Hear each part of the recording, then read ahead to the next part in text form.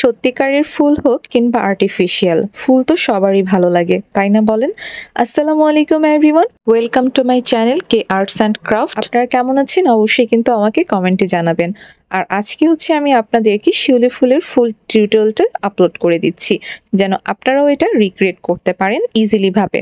তো এই ফুলটা বানানো অনেক অনেক বেশি ইজি।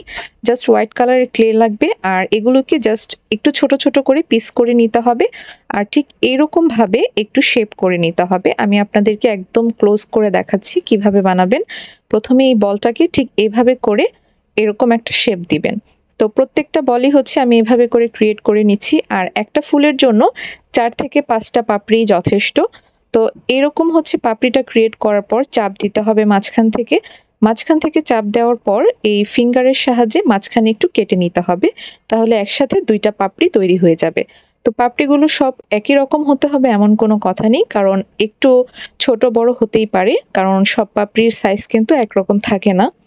এই শিউলি ফুলটা কার কার পছন্দ এবং কাদের বাসায় আছে অবশ্যই কিন্তু আমাকে কমেন্ট করে জানাবেন। শিউলি ফুলের সেই ছোটবেলায় মালা গাঁথার কথা কার কার মনে আছে সেটাও কিন্তু জানাতে পারেন। আর এভাবে করে দেখতে দেখতে আমি কিন্তু সবগুলো পাপড়ি তৈরি করে ফেলেছি। এখন একটা একটা একটার সাথে যোগ করে দিব।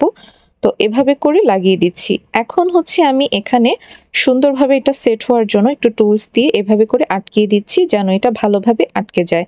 এখন হচ্ছে আমার একটু অরেঞ্জ কালারের ক্লে লাগবে। হোয়াইটের মধ্যে অরেঞ্জ, এই জিনিসটার কম্বিনেশনটা এত বেশি সুন্দর। সৃষ্টিকর্তা প্রত্যেকটা জিনিস এত সুন্দরভাবে তৈরি করেছেন, মাশাআল্লাহ বলতেই হয়। তো এরপর হচ্ছে আমি এটাকে এভাবে করে সেট করে দিলাম।